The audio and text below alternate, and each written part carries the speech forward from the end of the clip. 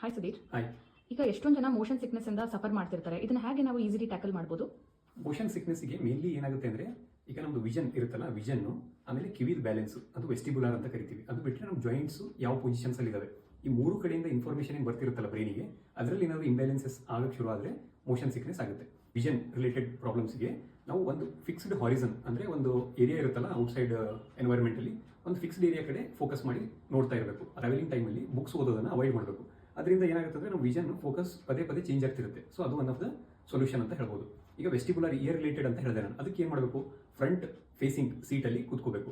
ಕೆಲವೊಂದು ವೆಹಿಕಲ್ಸಲ್ಲಿ ಈ ಥರ ಸೈಡ್ ಅಲ್ಲಿ ಕೂತಿರ್ತೀವಿ, ವೆಹಿಕಲ್ ಫಾರ್ವರ್ಡ್ ಹೋಗ್ತಿರುತ್ತೆ, ಅವಾಗಲೂ ಕೂಡ ಇಂಬ್ಯಾಲೆನ್ಸ್ ಆಗೋ ಚಾನ್ಸಸ್ ಇರುತ್ತೆ. ನೆಕ್ಸ್ಟ್ ನಾನು ಹೇಳಿದೆ ಜಾಯಿಂಟ್ ಪೊಸಿಷನ್ ಮೂವ್ಮೆಂಟ್ಸ್ ಅಂತ. ಸೊ ಆದಷ್ಟು ಮೂವ್ಮೆಂಟ್ಸ್ನ ಕಮ್ಮಿ ಆಗಂಗೆ ನೋಡ್ಕೋಬೇಕು. ಅದಕ್ಕೆ ಏನು ಸೊಲ್ಯೂಷನು ಅಂದರೆ, ಸೈಡ್ ಸೀಟ್ಸ್ ಇರುತ್ತಲ್ಲ ಅದರಲ್ಲಿ ಕೂತ್ಕೋಬೇಡಿ, ಅದ್ರ ಬದಲು ಮಿಡ್ಲಲ್ಲಿ ಇರಿ, ಅವಾಗ ಮೂವ್ಮೆಂಟು ಕಮ್ಮಿ ಇರುತ್ತೆ. ಸೊ ಇಷ್ಟೊಂದು ಮೆಜರ್ಸ್ ತೊಗೋಬೋದು. ಅದ್ರ ಜೊತೆಗೇ ಸ್ವಲ್ಪ ಪ್ಲೆಸೆಂಟ್ ಮ್ಯೂಸಿಕ್ ಕೇಳ್ಕೊಂಡು ಹೋಗೋದು, ಅದ್ರ ಜೊತೆ ಸ್ಮೋಕಿಂಗ್ನ ಅವಾಯ್ಡ್ ಮಾಡಬೇಕು.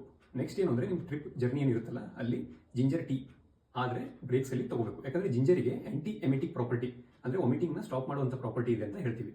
ಓವರಾಲ್ ಆಗಿ ಏನು ಅಂತಂದರೆ, ಈಗ ನಾನು ಹೇಳಿದ್ನಲ್ಲ ಮೂರು ಸಿಸ್ಟಮ್ದು ಬ್ಯಾಲೆನ್ಸ್ ಇರಬೇಕು ಅಂತ. ಸೊ ಅದು ಬ್ಯಾಲೆನ್ಸ್ ಮಾಡೋದು ಇಂಪಾರ್ಟೆಂಟ್. ಆ್ಯಂಡ್ ಟ್ಯಾಬ್ಲೆಟ್ಸಲ್ಲಿ ಏನಾದರೂ ಸೊಲ್ಯೂಷನ್ ಇದೆಯಾ ಅಂತ ಹೇಳಿದ್ರೆ ಆದಷ್ಟು ಅದನ್ನು ಅವಾಯ್ಡ್ ಮಾಡಬೇಕು. ಯಾಕೆ ಅಂದರೆ ಅದರ ಸೈಡ್ ಎಫೆಕ್ಟ್ ಜಾಸ್ತಿ ಇರುತ್ತೆ. ಹೀಗಾಗಿ ಈ ಮೋಷನ್ ಸಿಕ್ನೆಸ್ ಏಜ್ ಆಗ್ತಾ ನಮಗೆ ಹ್ಯಾಬಿಚುವೇಟ್ ಆಗುತ್ತೆ, ಅಂದರೆ ವರಿ ಮಾಡೋದು ಬೇಕಿಲ್ಲ. ಸೊ ಮೆಡಿಕೇಷನ್ಸ್ಗಿಂತ ನಾನು ಹೇಳಿರೋ ಮೆಜರ್ಸ್ ಇದೆಯಲ್ಲ ಅದನ್ನು ಫಾಲೋ ಮಾಡಿದ್ರೆ ಹೆಲ್ಪ್ ಆಗ್ಬೋದು.